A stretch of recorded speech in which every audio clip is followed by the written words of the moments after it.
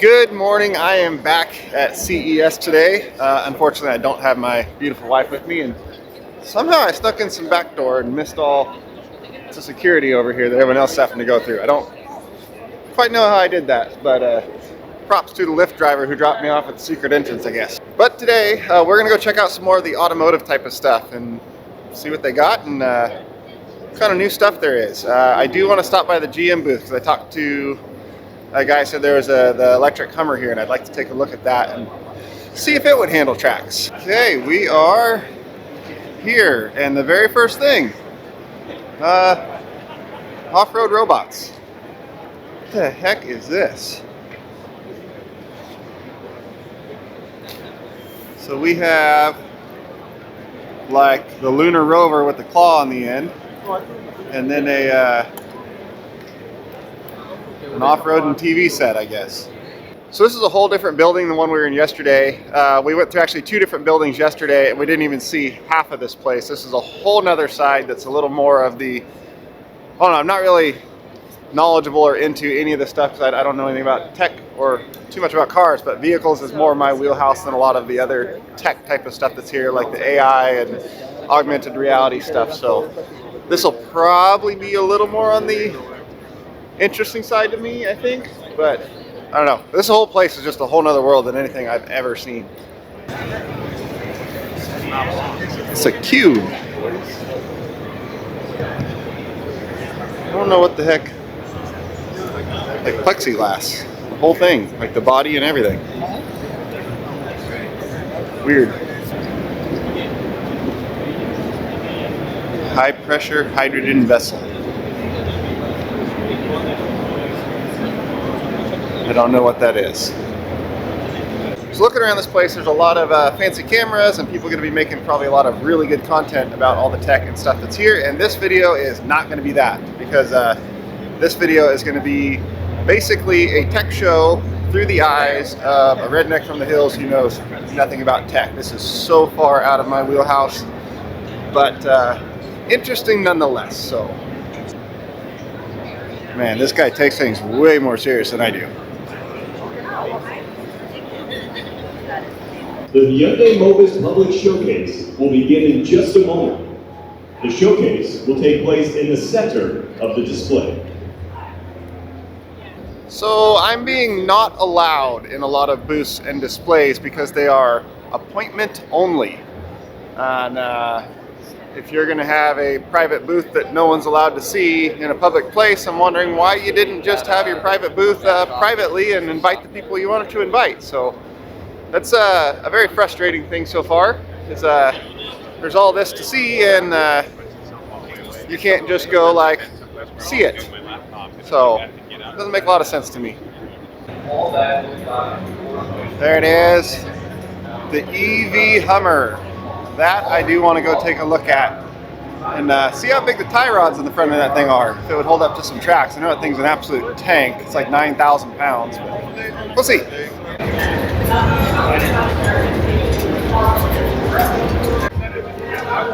So the interesting thing about the Hummer, as far as snow and on tracks, is it's four-wheel steer.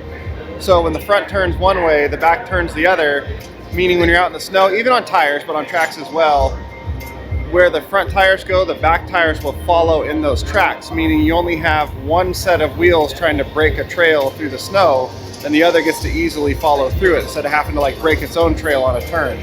That is a massive advantage. It's got some nice and beefy tow hooks on the front. They're straight into the chassis of it. They look really strong. I don't know what it would have for like winch options or how it would run one. So we just left the GM booth. Actually, it's not GM booth. It's the OnStar booth where the GM people are at. But talked to one of the guys from GM there, and they are super friendly and helpful and cool to deal with, because we're talking about the Hummer EV, and I brought up some concerns I have for off-road type stuff, and more specifically my type of use for something like that.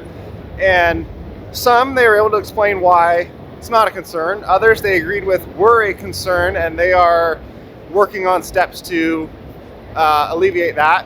And then a couple others they hadn't thought of yet, because it was more towards my unique like lot of traffic. My unique use case. So they hadn't quite thought of it, but they agreed that that would be a problem, and we talked some of what could be done to work around that or make that not an issue anymore if they made some changes. So super cool guys there. So I like companies that want to listen and adapt to what their consumers need. That's awesome. That's a hell of a lot better than the guys over there that were like, you have to have an appointment to talk to us. So big thumbs up to GM on that one. Got an autonomous mining truck. Yeah, I know that guy's being really loud up there on the TV, but 2 million miles traveled, they said, autonomously with one of their mining trucks. This is a 777. I forget what it actually holds, but a lot.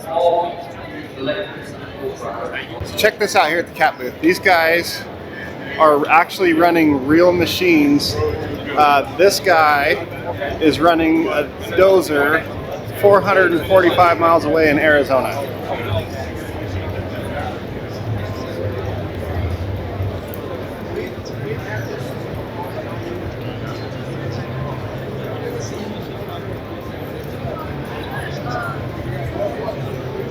And then this guy is digging with a 320 excavator 1,678 miles away in Illinois.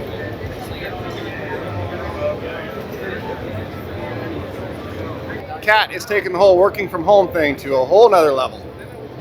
So here's something I like to see. We're at the Jeep booth, and I saw it on the Hummer over there at their booth as well. The tires are all chewed up and got chunks in them because these vehicles that they have on display have actually been out wheeling and getting used. It's not like, look at big old chunks out of them, like they've been wheeling these things. The Hummer over there is exactly the same. These are not just, you know, show pieces that they bring and tell you how great they are, never used. They actually use these things. So we're leaving the Jeep booth. We had a great conversation with some of the people at Jeep, and they, like GM over there, super cool, super friendly, wanted to listen, and they asked, you know, I said we use Jeeps in our stuff, like, and it was before even mentioning the YouTube thing or anything like that. Just said I use Jeeps a lot in my business, and they asked, how do they work for you? What can we do to make them better for you?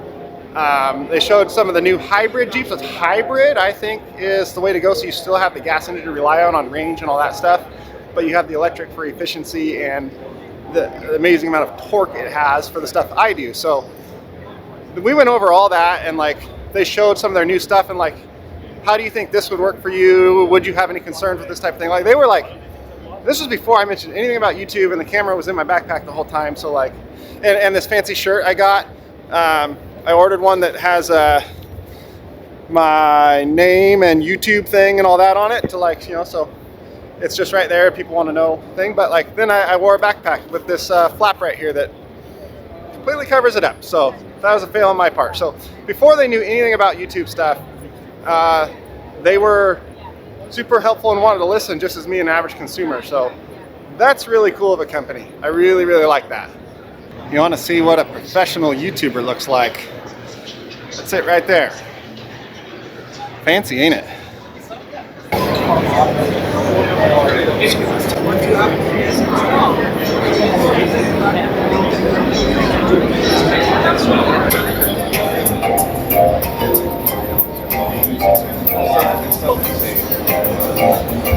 See, at least these guys put up signs, not like Hyundai over there. So this is Hyundai, like robotics, marine, something like that over there. They're pretty cool. You can walk right in and check all that out. Hyundai Automotive over there, whole nother story. They have a sign up front that says, join us on our journey. And then when you try to walk in, they get mad at you and say you have to have an appointment to talk to them and you need to go away. It's like, you're Hyundai, calm down. How companies treat people before they know who they are is really telling to me. I might have been a millionaire consumer. I have a camera in my hand. I might have a channel with 500 million subscribers. They don't know, but how they treat you before they know any of that, very, very telling. Hyundai Automotive over there, no good. Jeep and GM, both, great. So speaking of that, the camera I'm filming all this on today is my Sony camera. I was using the DJI for most stuff yesterday. And after talking with Sony and seeing how all about the consumer they were and wanting to know if I've used their products, what I like, more importantly, what I don't like that they could improve on, I figured I should make more of an effort to use a Sony camera, because I do like the footage that comes out of it, like this footage, better than what I get out of the action cameras, but the simplicity and mainly the stabilization on the action cameras blows away any major camera manufacturer. It does. So after talking with them and some things they're working on, I want to try using this more, because I really do want to put out a better quality of video for you guys, and I have to step away from the action cameras to do that. I've tried some, but I don't know anything about cameras and how they work and all that. So it's hard for me because I'm not a tech guy at all. So I'm trying, and Sony's making an effort on their end. I saw when I was there, so I'm gonna make an effort on my end. Well, I mean, hey, it is Vegas.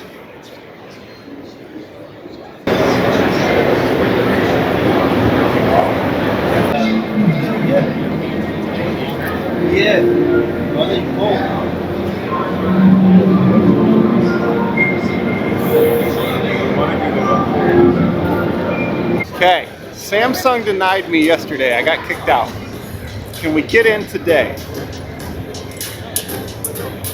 Let's see. I tried. So I think I am gonna make my way back over to the Ecoflow booth, say hi to our friends over there.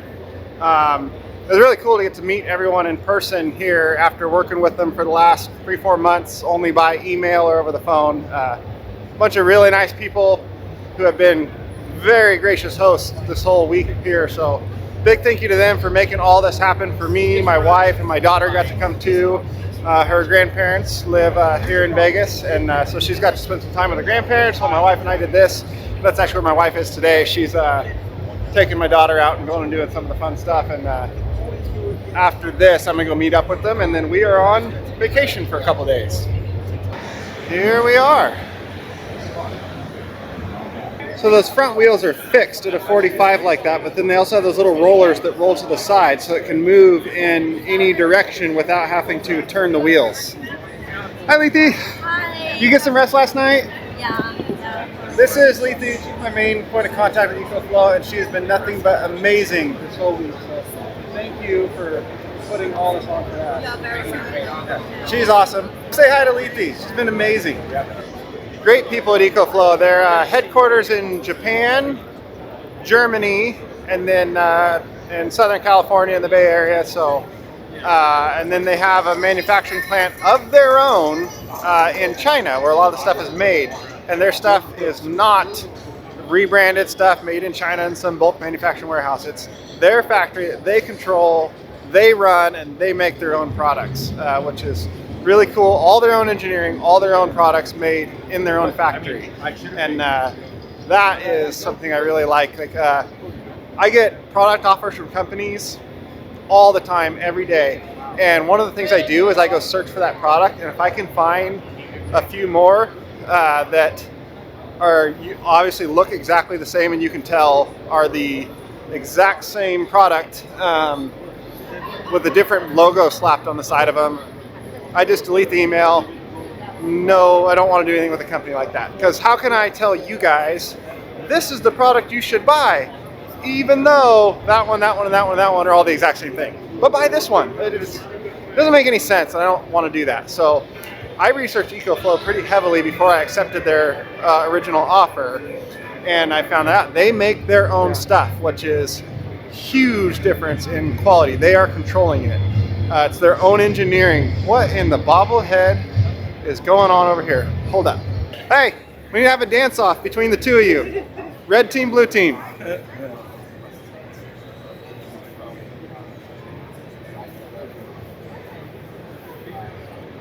Okay, red turn. Oh, he stepped it up, blue.